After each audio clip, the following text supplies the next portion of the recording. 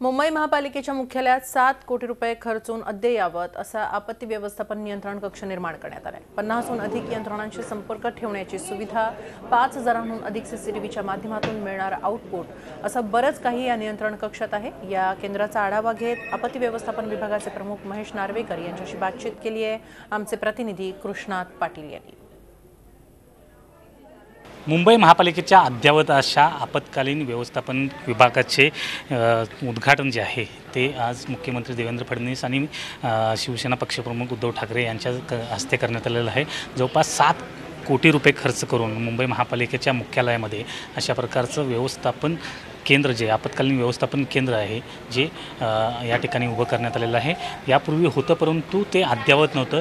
26/11ची घटना असू दे, 26 जुलैच्या घटना असू दे, त्यामध्ये कोऑर्डिनेशन जे होतं ते कमी पडत होतं। त्यामुळं ह्या प्रकारचं नवीन अशा प्रकारची ही अद्ययावत यंत्रणा या ठिकाणी उभी करण्यात आलेली आहे।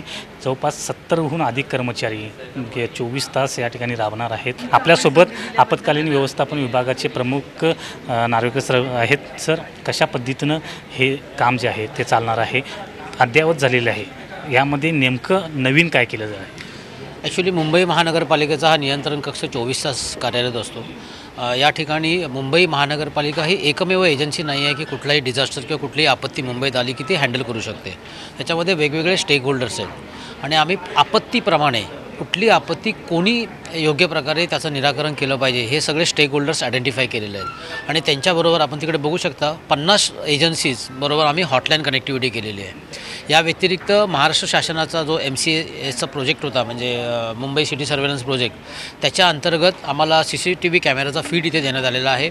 या व्यतिरिक्त आमचे स्वतःचे काही कॅमेरे होते, असे एकूण 5039 कॅमेऱ्यांचा लाईव्ह टेलिकास्ट, लाईव्ह फीड इथे उपलब्ध असणार आहे, ज्यामुळे आम्हाला आपत्कालीन व्यवस्थापन करणं सोपं होईल। मुंबई ट्रॅफिक पोलिसांबरोबर आमचा योग्य समन्वय नेहमी साधला जातो। ट्रॅफिक पोलिसांबरोबर आमची वायरलेस आणि हॉटलाईन कनेक्टिव्हिटी आहे। जर आम्हाला असं वाटलं की एखाद्या ठिकाणी आग लागलेली आहे तर त्या ठिकाणी जर ट्रॅफिक असेल तर ट्रॅफिक डायव्हर्ट करणं किंवा आमच्या फायर ब्रिगेडच्या गाड्या डायव्हर्ट करणं, रूट बदलणं, हे सगळं ह्या मॉनिटरिंग केल्यामुळे आम्हाला सोपं होणार आहे आणि यामुळे आम्ही 1 to 1 फायर ब्रिगेड आणि ट्रॅफिक पोलीस यांच्याशी हॉटलाईन आणि वायरलेसवर सतत समन्वय साधू शकतो। आपत्तीवर मात करण्यासाठी याची खरोखरच चांगल्या प्रकारे मदत होणार आहे।